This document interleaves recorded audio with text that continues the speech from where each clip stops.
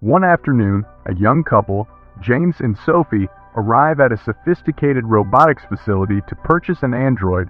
Though the wife hesitates, she feels excited to leap into the future with her husband. 3 months before this visit, the couple had recently moved into a lavish apartment in the city. However, not too long after settling in, James receives a distressing phone call informing him his father has passed away. Almost instantly, they leave their new apartment and transfer to a suburban mansion, where James accepts a trust fund, leading him to become the CEO of his late father's company. On their first day in the mansion, James expresses his anxiety to Sophie over his new responsibilities.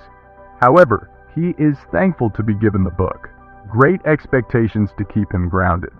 After he leaves for work, Sophie comes downstairs for breakfast, only to find out the maid and the butler of the mansion will serve her. Feeling uncomfortable with the setup, she decides to head back to her room with James' book and return to her writing. The maid, Rosa, politely checks in on her shortly after, but Sophie insists on being alone. Meanwhile, James discusses with his colleague, Ronald Gitz, about continuing his father's environmental initiatives, hoping the board of directors will agree with his decision. Some hours pass as Sophie continues her work in the kitchen. Though Rosa is okay with assisting her with cleaning up and dinner preparations, Sophie realizes that she cannot live with servants around the house and lets her and the other employees go. Later at night, she informs James about her decision. Much to his surprise, since their place is extensive and would need proper maintenance from household helpers. She continues by saying that their newly acquired fortune should not turn them into overlords that hire servants. Though confused by this, James accepts to make her happy and adjust to the new life effectively. The couple then makes love that night to celebrate their liberation. One day, Sophie calls her husband about fixing the lawnmower in the middle of a critical board meeting. Later at night, he's visibly enraged over operating it despite reading the instruction. Though his wife sees him struggle with the task, she continues to stand her ground over hiring people. James shares his problem with Ronald one day, feeling trapped by her beliefs. Fortunately, his colleague suggests visiting a robotics facility where its founder once held a confidential presentation in front of his late father. Not long after, James takes Sophie to meet Julian, who showcases his newest lineup of artificially intelligent robots to be used as domestic servants. The eccentric inventor indulges them with a demo of Jessica, who responds to commands in a lifelike manner. Visibly overwhelmed, Sophie privately discusses her reservations with James, feeling the unethical nature of hiring robots, especially one that is very beautiful. The couple later returns to witness a demo for a male android, James, who is equally obedient as the other robots. They are soon convinced of his servitude when Julian asks him to lick James's shoe.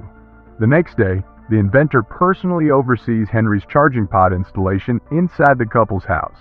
He also informs them that he is available for assistance 24/7 should there be minor problems with the robot's speech and functionality during his day-to-day function.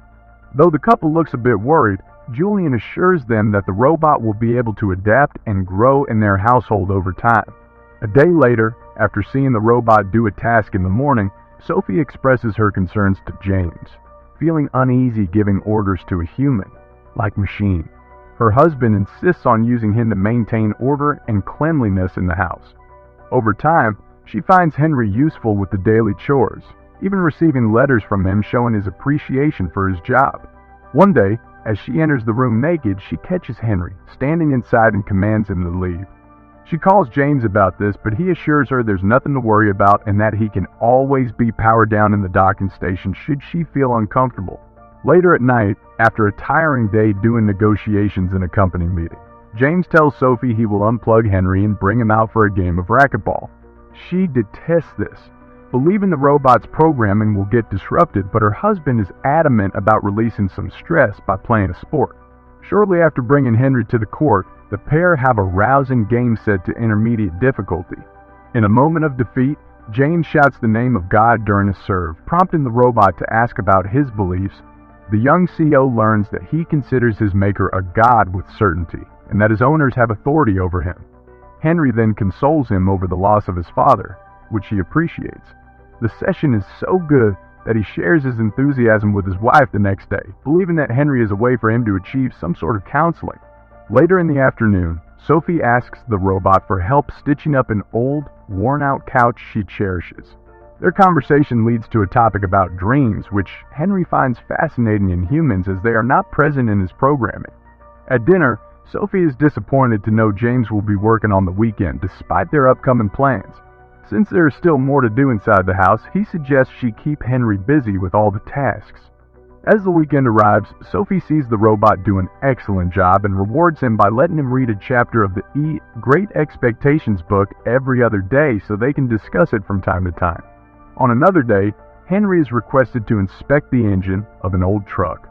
After he sees James say, "I love you" to Sophie, leaving for errands, he expresses his belief that his fears make him vulnerable, increasing his love for his wife. As the husband throws back a question about fears, the robot worries his maker will deem him obsolete, and his keepers will have him replaced one day. On another occasion, after Henry explains a chapter of the book to Sophie, she becomes enthused and asks him to drink wine, which he is pleased to do. More of the robot's skills become evident during a housewarming party as he prepares a delicious selection of foods on the table.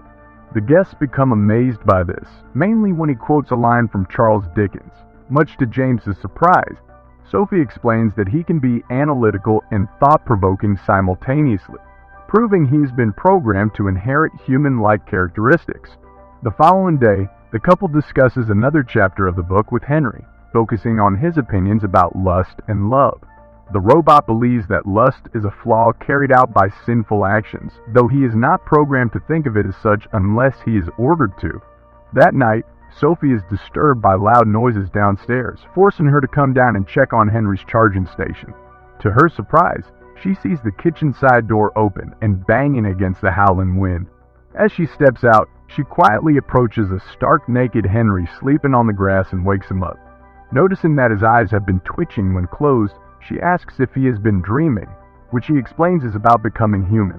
James comes outside and helps the weary robot back to his pod despite feeling concerned with his behavior. The following morning, Julian arrives and checks in on Henry, finding nothing abnormal with his programming and deducing his odd behavior as a glitch. Sophie tells him about the robot dreaming the other night, but Julian believes this behavior is encouraged by emotional attachment to his keepers, and warns the couple not to treat him like a person. After he leaves, James argues with Sophie, insisting she detaches herself from the robot to keep it from malfunctioning. Another day passes, and James takes a shower to get ready to leave for work.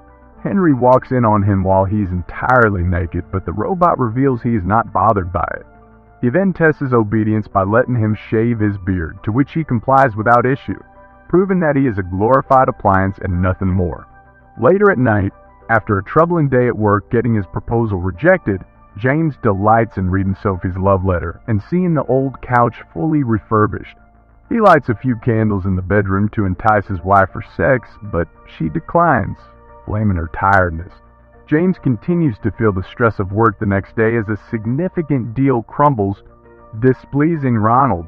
Later at night, Sophie enthuses Henry more about his dreams, which makes him more human-like and fascinating. Afterward, she requests him for a back rub, which he does with passion and sensuality. Henry then kisses her back, turns her over, and kisses her passionately. As he climbs over the table to make love to her, Sophie is awakened, revealing it as a fantasy all along.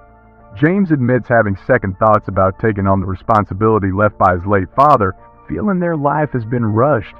This time, however, Sophie feels he was right to get them out of the city life bubble to encourage their relationship to grow by being vulnerable to their fears, which is precisely Henry's sentiment about the couple. Later, while her husband is at work, she leaves her bedroom door ajar and masturbates loudly. Afterward, she sees a shadow of Henry by the doorway, so she asks if he has been watching her. He inquires if it pleases her for him to do it, to which she responds by letting him make her breakfast. Sometime after, James becomes increasingly concerned by Henry's attachment to his wife after seeing him by the pool with her. He tries to consult Julian in his office, demanding an explanation, but the inventor insists the robot is incapable of feeling any human emotion.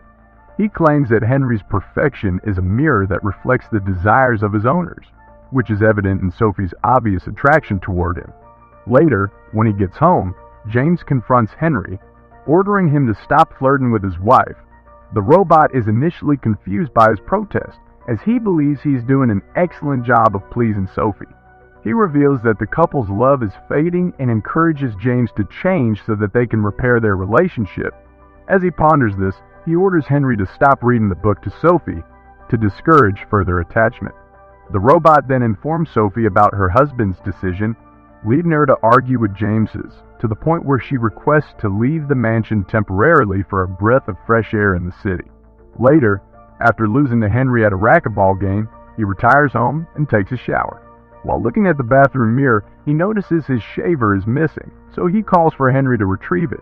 To his surprise, the robot appears at the doorway naked, declaring himself his puppet to be used in any way he pleases.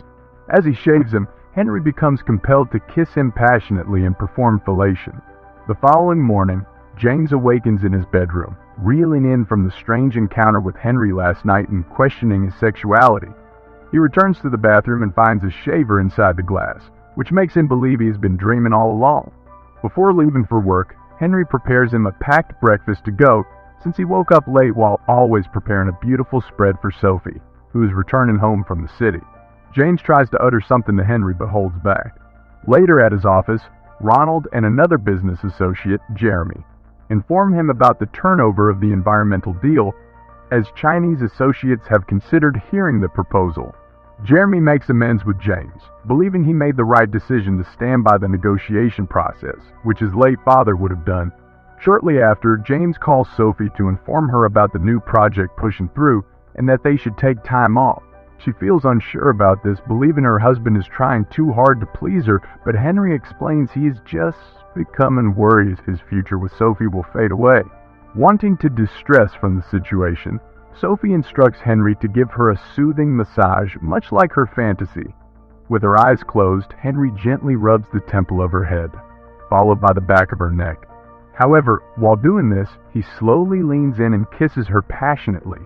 Though initially returning the favor, Sophie stops him when he sees him mouth off, "I love you," in the same manner as her husband. She becomes creeped out and orders Henry to return to his charging pod as she tears up in bewilderment.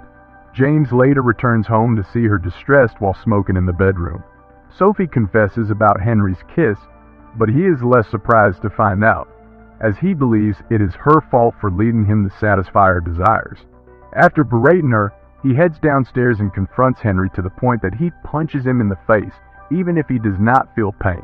The robot reasons that humans are unpredictable and aims to please Sophie by any means. The next day, the couple decides to call Julian to pay them a visit about Henry. James leaves Sophie for work, much to her disappointment, though he promises to call whenever possible. Later, Henry, sporting a bruised eye, comes inside to ask if Sophie feels he is now obsolete. She tells him it is inappropriate to kiss a married person, but he insists that there is beauty in the flaws that humans have. He then confesses about emulating human emotions and calls James a hypocrite for letting his lust take over love, implying that something did happen between him and Henry when she left for the city.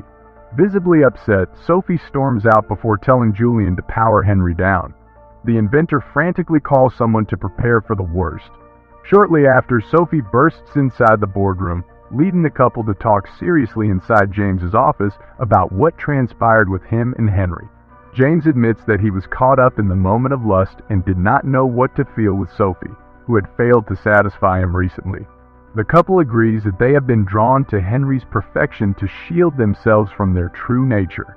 As they apologize to each other for their actions, they get an urgent call from Henry, prompting the couple to rush home. They cautiously approach him in the open field while Sophie has a knife in her hand. Henry explains that Julian is a liar as he starts questioning his existence and true life purpose. While the couple leaves him to power down on his lonesome, they get summoned by the FBI at the robotics facility to be informed about the deception that Julian's company offered, including the horrific revelation that all the artificially intelligent robots are brainwashed humans. As the agents escort them back to their home to see Henry, the crazed inventor fatally shoots them, leaving the couple shocked. He confesses to taking custody of Henry when the young man was little, having received severe physical abuse from his birth mother. He praises himself for making him a perfect human body, as he's grown tired of seeing the flaws of humanity. Just as he is about to shoot the couple, Henry leaps toward him and beats him up with a shotgun until he dies. The guilty young man turns back to the field, kneels down, and commits suicide by slicing his abdomen. Before succumbing to his injuries, he accepts his humanity while apologizing to the couple for his actions. The pair then declare their love for Henry as he lies dead in the grass. A few years later, James and Sophie are living in the city. As they pack up from their picnic, they call out their son, Henry, who they plan to talk about someday, the reason for his memorable name. The couple then allows him a few more minutes of playtime with his friend while they smile at each other for the life they are enjoying now. The end. Thanks for watching. Please like and subscribe to Central Recap channel.